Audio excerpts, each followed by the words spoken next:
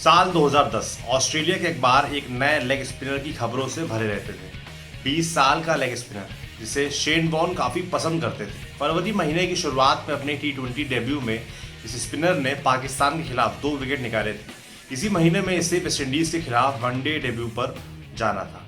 इसके डेब्यू से एक दिन पहले क्रिकेइन्फो पर एक आर्टिकल छपा।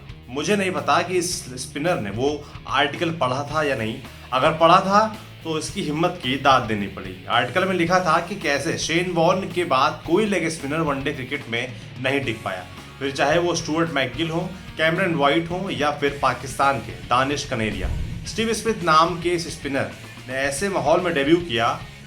न्यू साउथ वेल्स के लिए खेलने वाले स्मिथ तब तक 11 फर्स्ट क्लास गेम्स में 2 सेंचुरी मार चुके थे, लेकिन उनकी पहचान अब भी एक लेग स्पिनर की ही थी। अपने पहले T20 मैच में भी उन्होंने 8 से ज़्यादा की औसत से रन दिए थे।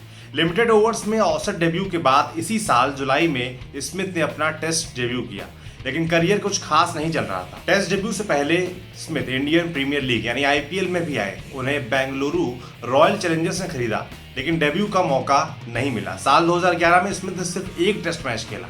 IPL में उन्हें कोची टस्कर्स केरला ने खरीदा, लेकिन टखने के ऑपरेशन के चलते वो खेल नहीं पाए। स्मिथ के करियर का टर्निंग पॉइंट आया 2012 में। काफी विवादों के बाद पुणे वॉरियर्स इंडिया IPL में बने रहने पर राजी हुई। बीते सीजन आशीष नेहरा के रिप्लेसमेंट के तौर पर पुणे ने सौरव गांगुली को साइन किया था। उस सीजन के कप्तान युवराज सिंह के 2012 सीजन से बाहर रहने के चलते उन्होंने इस बार सौरव गांगुली को अपना कप्तान चुना। मजेदार बात यह रही कि IPL नीलामी का बहिष्कार करने के बाद भी पुणे ने इस साल कई बड़े इंटरनेशनल प्लेयर्स को खरीदा था। इनमें स्टीव स्मिथ और माइकल क्लार्क जैसे ऑस्ट्रेलियन भी शामिल थे। कहते हैं कि चैंपियंस लीग T20 के मैचों के दौरान न्यू साउथ वेल्स के लिए स्मिथ को देखने के बाद सौरव गांगुली ने खास तौर से उन्हें खरीदने की मांग की थी। उस वक्त तक स्मिथ ऑस्ट्रेलियन टीम में रेगुलर नहीं हो पाए थे, लेकिन दादा को उस पर पूरा भरोसा था। स्मिथ दादा के भरोसे पर खरे भी उतरे, लेकिन असली कमाल तो हुआ 5 मई 2012 को। IPL 2012 का 47वां मैच पुणे वॉरियर्स के खिलाफ कोलकाता ने टॉस जीता और पहले बैटिंग का फैसला किया। कोलकाता ने पहले 10 ओवर्स में बिना विकेट खोए 98 रन बना डाले।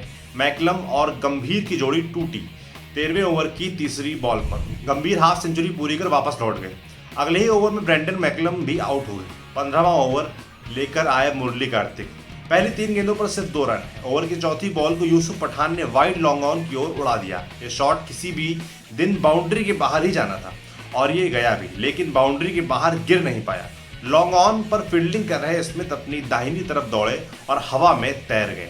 जमीन से कई फुट ऊपर स्मिथ ने बॉल को लपक भी लिया, लेकिन उनका शरीर जमीन से कई फुट ऊपर तैर रहा था। ऐसे में उन्होंने बॉल हाथ में रखने की जगह बाउंड्री के अंदर फेंक दी। 4 रन बचा लिए। किसी भी भारतीय क्रिकेट फैन से पूछिए, पहली बार स्मिथ को इसी कारनामे के बाद नोटिस किया गया था। ये असाधारण सी बात थी। इस घटना के बाद कई बार ऐसे कारनामे हो चुके हैं, लेकिन 22 साल के स्मिथ ने जो किया था वो आज भी दिमाग पर छपा पड़ा है। इसी IPL के दौरान दादा ने जब एक मैच से खुद को बाहर किया तो उन्होंने अपनी जगह स्मिथ को कप्तान बनाया। जी हाँ, ध्यान दीजिएगा, इसी टीम में माइकल क्लार्क भी थे। क्लार्क उस वक्त पुणे के वाइस कैप्टन भी थे, लेकिन दादा ने अपनी जगह स्मिथ को दी, क्योंकि दादा की तमाम विशेषताओं में सबसे बड़ी विशेषता थी टैलेंट पहचानना और फिर उसे मौका देना। स्मिथ की कप्तानी का एक और किस्सा मशहूर है। साल 2011-12 यानी बिग बैश लीग के पहले सीजन में वो सिडनी सिक्सर्स की कप्तानी कर रहे थे। एक मैच के दौरान senior leg spinner Stuart McGill ने अपनी फील्डिंग पोजीशन से नाखुशी जाहिर की। जवाब में स्मिथ ने कहा, देखो दोस्त, मैं कैप्टन हूँ, मैं जो कहूँगा तुम्हें करना पड़ेगा। अभी यहाँ से निकलो और जाकर वहीं खड़े हो जाओ। इस IPL में स्मिथ ने 362 रन मारे। अगले साल ऑस्ट्रेलिया इंडिया के टूर पर आई। टीम ने सीरीज पर पहले 2 टेस्ट मैच गंवा दिए। स्मिथ को तीसरे टेस्ट में मौका मिला। कहा जाता है कि Matthew Wade, Shane Watson, Glenn Maxwell और जेम्स पैटिंसन ने तीसरे मैच के लिए होमवर्क नहीं किया था। इसके चलते इन चारों को चौथे टेस्ट से बाहर कर दिया गया।